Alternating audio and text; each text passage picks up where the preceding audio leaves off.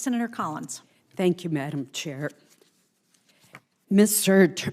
Attorney General, let me begin by telling you that I appreciate the work that you described to Senator Moran in working with the Mexican government to combat the very violent cartels that are smuggling drugs that are poisoning our children.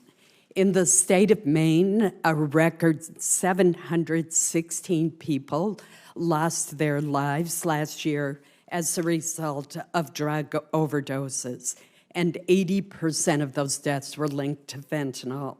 Nationwide, there were more overdose deaths last year than all homicides and traffic accidents, fatalities combined. So this is obviously a very serious problem.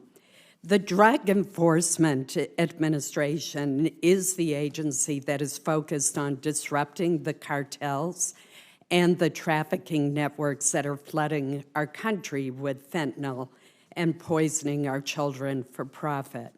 And that's why I'm puzzled by the president's budget.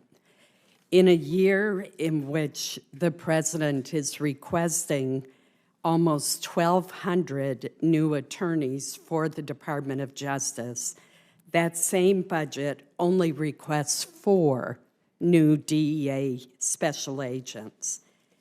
And that does not seem to me to be commensurate with the challenges posed by the cartels and trafficking networks. To give you another example, and I'll make this the question, why is the department putting a greater focus on hiring 166 antitrust attorneys than special agents to interdict dangerous drugs?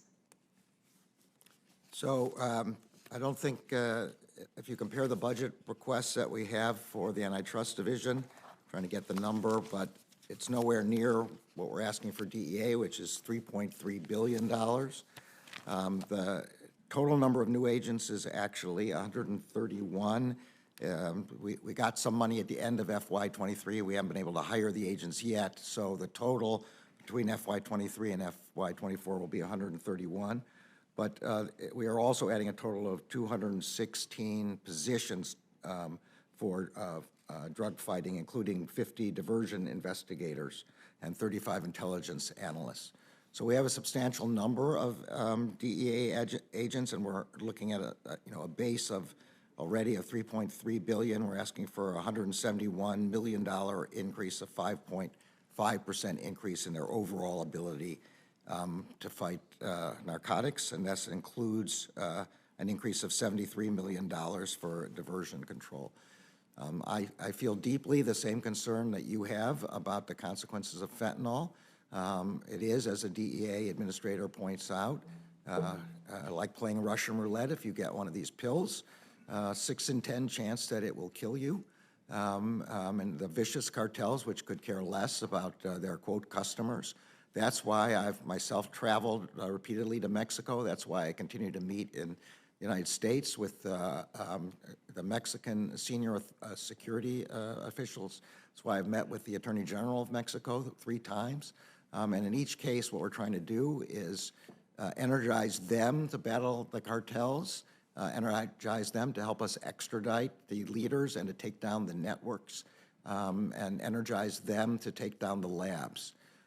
So I don't think that anybody who looks at the amount of money we're spending overall for DEA could think we didn't care about this issue. This is an issue of enormous importance to the country. And let me say that I know that you personally care deeply about this problem, but when I look at the budget, even though I realize we did authorize 121 new agents last year, I'm talking about this year's budget, and when I see just 4 new DEA agents, I realize there's some investigative agents that you are proposing, but it just seems like a real imbalance compared to the almost 1,200 new attorneys.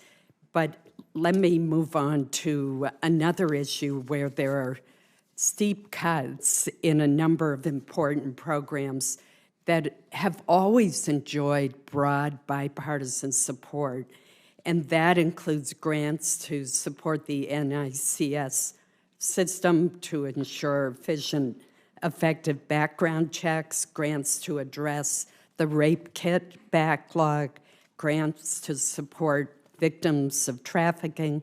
The budget even proposes a 60% grant cut to the Shepherd-Bird Hate Crimes Prevention Act.